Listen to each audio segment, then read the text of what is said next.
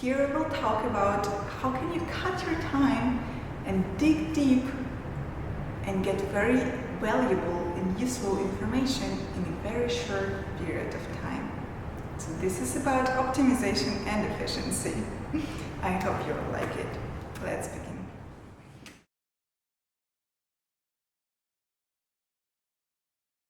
We'll go from the general principles. I think the core of a good Google searcher is understanding the cloud, is what I call the cloud of synonyms around your request. Because what usually typical people do, how they are different from the researchers, they know the request. For example, they need to find automotive statistics in some country like Uruguay, for example. And what they do, they just type this request in Google. If nothing comes up, they think, okay, then there is no statistics on this point.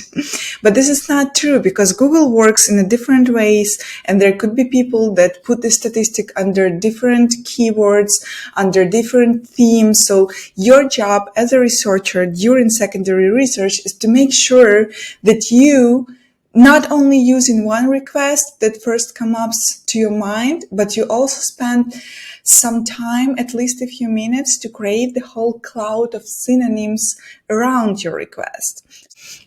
How we can create it is you can use Wikipedia, you can use the first link in Google, you can use Dictionary of Synonyms. If it's still not enough, you can create a mind map for it. As a result, you need to have 4 to 6 keywords that you are searching that are all related to your purpose.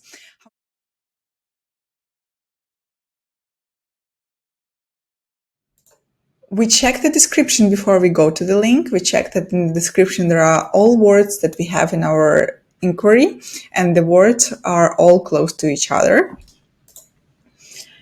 We always check images because they usually contain much more information than text links. We check the data, the link, to make sure they're trustworthy. We use tools. It's a little bit easier, but the cognitive analysis, to be honest, is more quality one.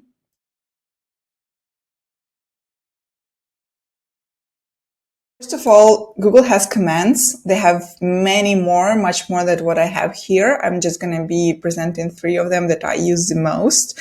Like you can use the word or inside of your query. Like for example, car sales in EU or USA. If you are trying to search both in Europe and USA car statistics, you can put it inside of one query and it will find you. Or you can put your synonyms into or when you're getting a little bit more advanced so it wouldn't confuse you. You can say car or automotive statistic. Like it's the same word, you're not sure which one is used more and which one will give you more information. You can put it inside of one command to speed up the process. You can use parentheses for exact match. Like if you only need car statistics, for example, automotive is not good enough for you. There could be requests like that. So you could put it in the parentheses and the Google will know that he's not going to be searching for any synonyms of your request. And the last one that I use the most is plus, or you can use and. It's equal, like the commands are equal. If you put it in between words, the Google knows that you're searching for both, not for any. Like car statistics in Europe and in US. If you put and in big letters in capital, then Google will know that you're only searching for sources that present both Europe and US statistics.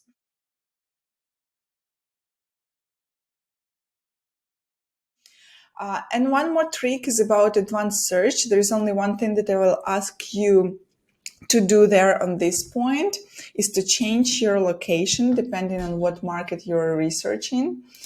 So this is how your Google looks like. Let's see.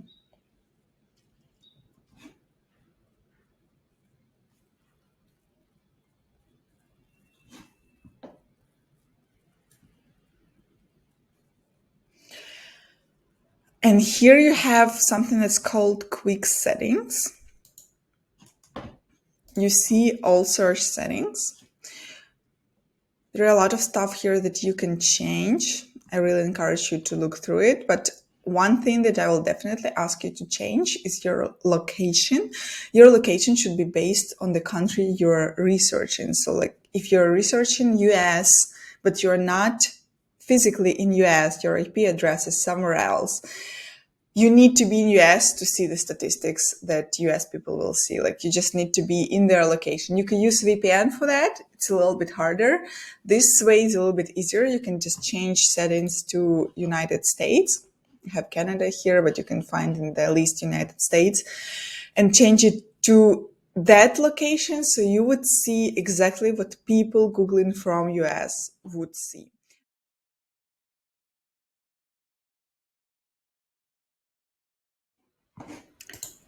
And last but not least, I'll show you some tools that will help you speed up the process, save your time. First of them is multi-highlighter. They all are Chrome extensions because it's much easier to use them then while searching. What does multi-highlighter do? If you have a few keywords, you can quickly highlight it on the link, like I showed here. Like I opened it through my Chrome extensions right here.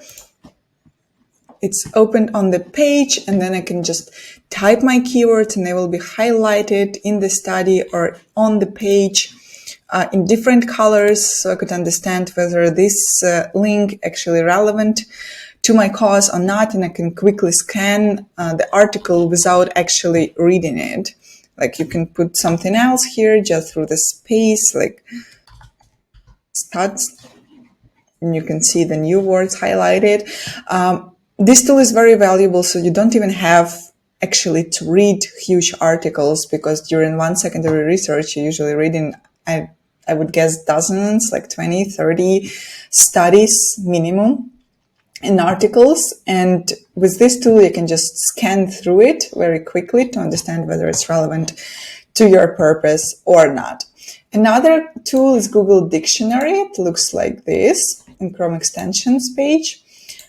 If you don't know some words, you can just, let's highlight technical.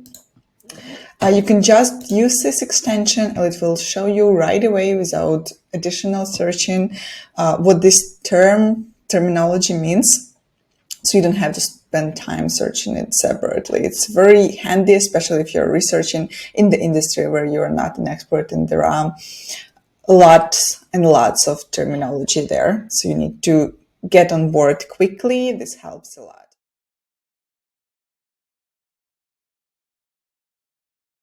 Another very useful tool is called Simple Scrapper. It's actually one of my favorites. It helps you to copy data and present it in the normal table Excel format. Data like this, like if you have all car brands and you need them all in the list, in the presentation, in the table for further analysis, you cannot just copy paste it, because it does this. It copies like pretty much everything on the website, and it's going to be a terrible format. It's going to be all mixed up. So for data like this, we can use a tool that helps us organize it and copy it in a better manner. It's actually already, I'll show you how it looks. Simple Scrapper like this, also extension. It's already turned on. That's why I have this line here. And I can just put plus. Property name would be the car brand. Property name is basically a column in your new Excel table. And you can just put what you want. You want a picture, you want this description, you want the name. I'll just put everything. It's hyperlink, like meaning if I click here, it will redirect me to some page about Tesla probably. So I also hold in Control while I'm pressing this, so it wouldn't get redirected. And they basically find, like the tool finds all similar data and it highlights it. You can quickly check it and just press OK. It doesn't do it for different pages. So next you have to go to the second page, to the third, fourth, and fifth, and highlight all of them. But if the page is organized in a manner that it goes only down, it doesn't have different pages, then the tool will scrap everything. Right now we have 48 brands. You can just click view the results and it will look like this. It will prepare you a table, hyperlink, probably the description and so on. And you can download it in the table format or in JSON format. Pretty easy actually. I love this tool. And the last one is the Google Alerts tool. This tool is used if you already did the research, for example, car automotive statistics, and you want to know whether new statistics coming up or new links are appearing on Google about your inquiry. You can just create an alert. Google lets you create an alert on this topic, and you will get all the new articles, all the new studies to your email. If it's not a one-time research or something regular, it's actually very useful. Like I have my history here, like I was investigating China and policies.